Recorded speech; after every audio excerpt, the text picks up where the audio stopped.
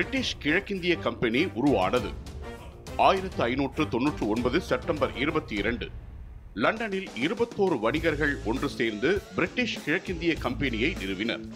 15-16ஆம் நூற்றாண்டுகளில் ஐரோப்பிய சந்தைகளில் மிளகு, லவங்கப்பட்டை, ஏலக்காய் போன்ற ஆசிய மசாலாக்கள் அதிக விலையில் விற்கப்பட்டன.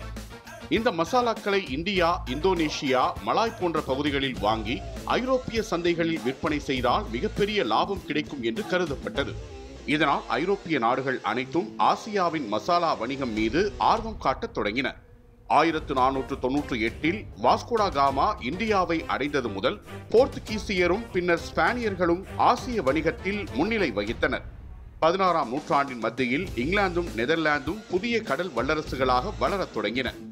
இங்கிலாந்தின் முதலாம் எலிசபெத் அரசு உலகளாவிய வணிகத்தில் பங்கு பெறுவதில் பெரும் ஆர்வத்துடன் இருந்தது.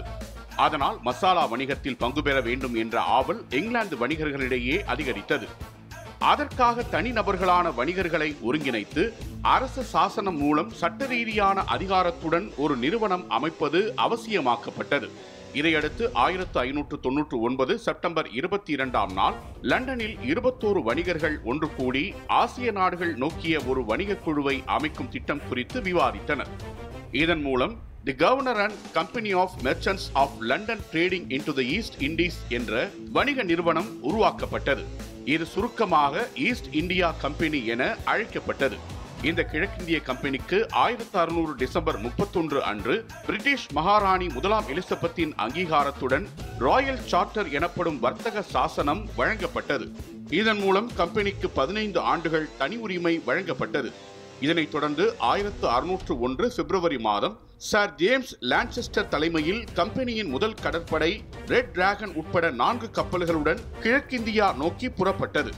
இந்த கப்பல்கள் இந்தோனேஷியாவின் ஆச்சே, பாண்டா தீவுகள், ஜாவா ஆகிய இடங்களை சென்றடைந்தன. அங்கு உள்ளூர் அரசர்களுடன் வணிக ஒப்பந்தங்களை ஏற்படுத்திக் கொண்டு ஏலக்காய், மிளகு, கிராம்பு போன்ற மசாலா பொருட்களை வாங்கினர்.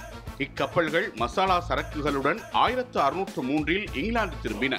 இப்பயணம் நேரடியாக இந்தியாவிற்கு செல்லவில்லை. ஆனால் இதுதான் பின்னர் இந்தியா, மலேசியா, இந்தோனேஷியா போன்ற இடங்களில் பிரிட்டிஷாரின் வணிக அரசியல் ஆதிக்கத்தை ஏற்படுத்துவதற்கான தொடக்கமாக அமைந்தது.